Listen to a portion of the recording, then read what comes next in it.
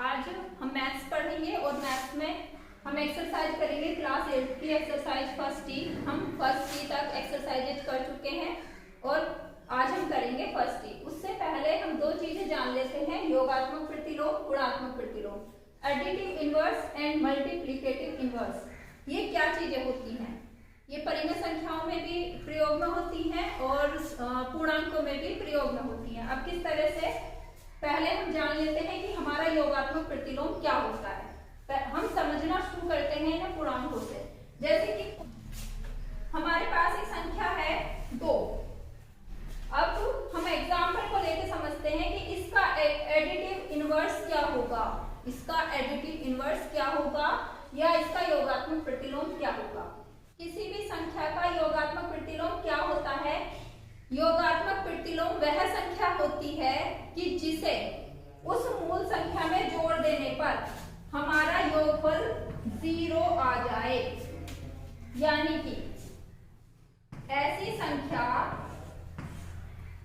संख्या जिसे मूल संख्या में जोड़ देने पर हमारा योगफल क्या आ जाए, 0 आ जाए, तो वो संख्या हमारी क्या कहलाती है?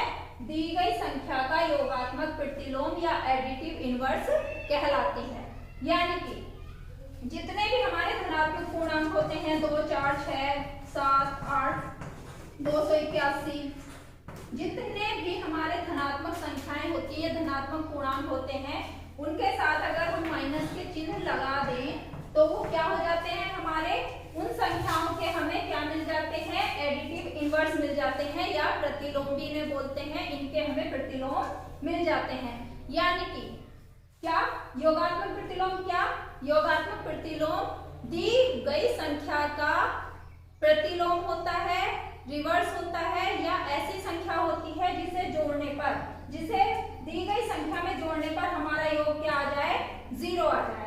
जैसे कि 2 में -2 अगर हम जोड़ेंगे तो हमारा योग क्या आ जाएगा, 0 आ जाएगा। अगर इसी तरह से -4 का योगात्मक प्रतिलोम क्या होगा? -4 का योगात्मक प्रतिलोम क्या होगा? ये हो जाएगा हमारा +4, क्योंकि -4 में जब हम +4 जोड़ेंगे तो क्या आ जाएगा, 0 आ जाएगा। इस तरह से जो हमारे धनात्मक पूर्णांक होते हैं उनके सापेक्ष उनके ऋणात्मक पूर्णांक उनके क्या होते हैं, एडिटिव इनवर्स होते हैं, और जो हमारे ऋणात्मक पूर्णांक होते हैं उनके सापेक्ष उनके धनात्मक पूर्णांक जो होते हैं हमारे, वो क्या होते हैं, ऋणात्मक संख्याओं के योगात्मक प्रतिलोम या एडिटिव इनवर्स होते हैं। और दूसरी चीज है गुणात्मक प्रतिलोम। ये हमने अभी पूर्णांकों के बारे में बात करी है, अब परिमेय संख्याएं, क्योंकि हम परिमेय संख्याएं पढ़ रहे हैं। परिमेय संख्याओं में योगात्मक प्रतिलोम क्या होता है? परिमेय संख्याओं का, जैसे संख्या है, सपोज करो 1/2। 1/2 क्या है? हमारी परिमेय संख्या है। इसका योगात्मक प्रतिलोम क्या होगा?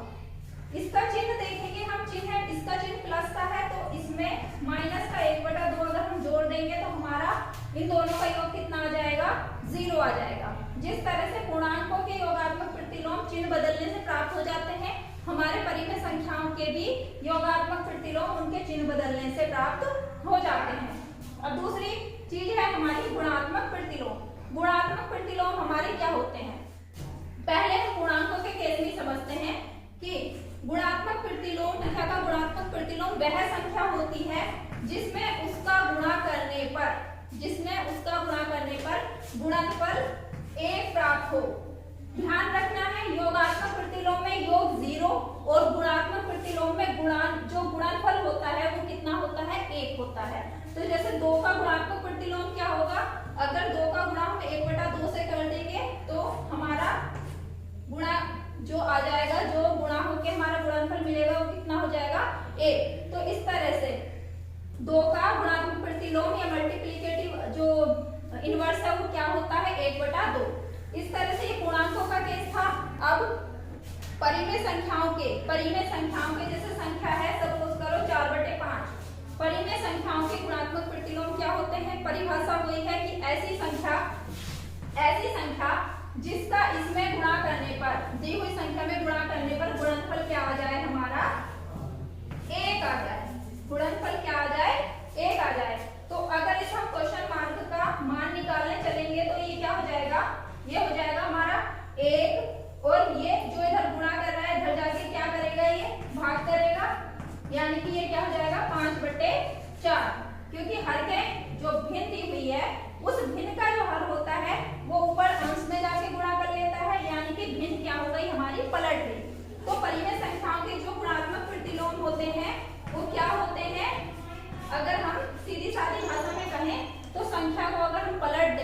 तो वो क्या आ जाता है, हमारा गुणात्मक प्रतिलोम आ जाता है। 5 से 5 कट दिया, 4 से 4 कट दिया, यानी कि इन दोनों का गुणा कितना हो गया, 1 हो गया। इस तरह से हम गुणात्मक प्रतिलोम निकालते हैं। अब माइनस की संख्या, अगर संख्या हो हमारी माइनस की 1/3, इसका गुणात्मक प्रतिलोम क्या होगा, इसका गुणात्मक प्रतिलोम हमें जो गुणनफल लाना है, जो गुणनफल आता है वो हमेशा प्लस का 1 आएगा, वो -1 नहीं हो सकता, वो +1 होगा। तो इसका गुणात्मक प्रतिलोम क्या हो जाएगा हमारा, -3/1। 3 से 3 कैंसिल और माइनस माइनस क्या हो जाएंगे, हमारे प्लस हो जाएंगे। इस तरह से जो ऋणात्मक संख्याएं होती हैं, निगेटिव रेशनल नंबर्स होते हैं या निगेटिव इंटीजर्स होते हैं, उनके मल्टीप्लिकेटिव इनवर्स क्या होते हैं, वो भी निगेटिव ही होते हैं, वो भी माइनस के ही होते हैं। अब हम अपनी एक्सरसाइज करते हैं। हमारी एक्सरसाइज जो 1E है उसमें कुछ इस तरह के क्वेश्चन है। जैसे क्वेश्चन नंबर 1 हमारा कुछ इस तरह से है, निम्नांकित कथनों में से सत्य कथन को चुनिए। इसमें क्या है, पहला क्वेश्चन मैंने बोर्ड पे लिखा हुआ है, उसे हल करेंगे। हम पढ़ चुके हैं पहले क्रम विनिमय नियम, साहचर्य नियम, वितरण नियम, ये वो ही नियम है। इन्हें समझने के लिए हमने जोड़ में पढ़ लिए थे, जब हम परिमेय संख्याओं का योग पढ़ रहे थे तब हमने सारे नियम पढ़े थे। अब गुणा में जितने नियम जोड़ में अप्लाई होते हैं, हमारा जो क्रम विनिमय नियम है, साहचर्य नियम है, वितरण नियम है, जो हमारे जोड़ में लगते हैं वो हमारे गुणा में भी लगते हैं। हमें पहले क्वेश्चन में सत्यासत्य बताना है कि क्या हमारा कौन सा कथन हमारा सही है और कौन सा गलत है। इसमें हमें प्रूव करना है क्या लेफ्ट हैंड साइड बराबर है राइट हैंड साइड के। ये क्या है, हमारा ये क्रम विनिमय नियम का क्वेश्चन है। क्रम विनिमय नियम कॉम्यूटेटिव जो प्रॉपर्टी होती है उसका क्वेश्चन है कि देखियो ये क्या है, 2/-5, ये इसे अगर हम a कहते हैं, माइनस के 3/4 को अगर हम b कहते हैं, तो ये क्या हो जाता है, a गुणा b बराबर b गुणा a होता है या नहीं होता, ये हमें सिद्ध करना है, ये हमें सोल्व करना है। ये क्या है, हमारा क्रम विनिमय नियम, यानी कि क्रमों का जो है वो विनिमय एक्सचेंज कर दिया गया है, जो उनका क्रम है वो बदल दिया गया है। क्रम बदलने पर भी क्या उनके मान समान रहते हैं, ये हमें इसमें सिद्ध करना है। तो हम इसे देखते हैं। पहले हम क्या करते हैं, इसकी लेफ्ट हैंड साइड लेंगे। लेफ्ट हैंड साइड है 2/-5 का गुणा करना है माइनस के 3/4 में। ये माइनस प्लस हो गया, 2 एकम 2, 2 दूनी 4। अब बाकी कुछ इसमें है नहीं जो कट जाए या सोल्व हो जाए। 1 का गुणा 3 में हो जाएगा, 1 तिया 3 और 5 दूनी 10। ये हमारी जो लेफ्ट हैंड साइड है वो आ गई 3/10। राइट हैंड साइड लेंगे। राइट हैंड साइड देखते हैं हम, माइनस के 3/4 का गुणा 2/-5 से, वही से माइनस माइनस प्लस, 2 एकम 2, 2 दूनी 4। ओवरऑल गुणा आ गया हमारा 3 एकम 3/2 पंजे 10। यानी कि हमारी लेफ्ट हैंड साइड और राइट हैंड साइड हमारी दोनों क्या हो गई, बराबर हो गई। इस तरह से ये कथन हमारा क्या हो गया, सत्य हो गया। जो एक्सरसाइज का पहला क्वेश्चन है उसमें सारे पार्ट इसी तरह से हैं। अब हमने जो पिछला वीडियो किया था परिमेय संख्याओं की गुणा पे, हमने उसमें सिर्फ 2 परिमेय संख्याओं का गुणा किया था आपस में। अब इसमें क्या है, हम 2 से ज्यादा परिमेय संख्याओं का गुणा आपस में किस तरह से करते हैं वो हम जानेंगे। अब ये 4th क्वेश्चन है एक्सरसाइज का, उससे पहले 3 जो क्वेश्चन है वो इसी तरह के हैं, उन्हें स्टूडेंट खुद से ट्राई करें। ये 4th क्वेश्चन हम देख लेते हैं कि जब 1 से ज्यादा परिमेय संख्याएं दी हुई हो तब किस तरह से उसे सोल्व करेंगे। माइनस का 3 गुणा कर रहा है माइनस के 10/9 में, गुणा 18/-5 माइनस का 1/-6। ये दोनों जगह माइनस है, माइनस माइनस प्लस हो गया हमारा, ये माइनस माइनस प्लस हो गया, एक माइनस बचा है खाली। ये 3 के बटे में कुछ नहीं है तो हम इसके बटे 1 लिख सकते हैं। संख्याएं हमारी कितनी भी गुणा कर रही हो उससे कोई फर्क नहीं पड़ता, 2 हो 4 हो 6 हो। ये क्या है, अब इसे हम क्वेश्चन को एक प्रॉपर वे में लिख लेते हैं। ये सिर्फ एक माइनस का चिन्ह बचा है, इसे हम शुरू में ले आते हैं। ये हो गया हमारा 3/1 गुणा 10/9 गुणा 18/5 गुणा 1/6। ये 3 एकम 3।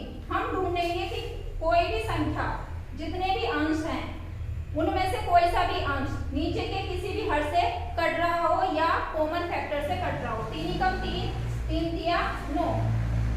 अब ये 3 3 एकम 3 3 छक 18। यहाँ ये 6 है, ये 6 है, ये आपस में दोनों कट जाएंगे। 5 एकम 5 और 5 दूनी 10। इस तरह से हमारे पास क्या बचा कट फिट के, यहाँ 1 2 1 1, इनका आपस में गुणा करेंगे, अंश का गुणा अंश में करेंगे और हर का गुणा हर में करेंगे। तो ये क्या हो जाएगा हमारा, ये गुणा करके क्या आएगा, 1 गुणा 2 2 2 एकम 2 2 एकम 2, सिर्फ 2 बचेगा। और नीचे क्या बचा है, सिर्फ 1 बचा है, बाकी कुछ नहीं बचा। तो ये जो इसका आंसर हो गया वो हमारा क्या हो गया, -2/1, या लिख सकते हैं इसे हम -2 आंसर। इस तरह से हम क्या करते हैं, परिमेय संख्याओं का गुणा करते हैं जब 2 से ज्यादा परिमेय संख्याएं दी हुई होती हैं। उनमें से जितना कुछ कट रहा होता है उसे काट दिया जाता है और या सिंप्लीफाई कर लिया जाता है, और बाकी जितना शेष बचता है उसमें अंश, जो जितने भी अंश होते हैं, जितने भी हमारे न्यूमरेटर होते हैं उनका गुणा एक साथ कर लेते हैं, और जितना भी हमारा डिनोमिनेटर होते हैं उनका गुणा हम एक साथ कर लेते हैं। आज के इस वीडियो में इतना ही। Thank you.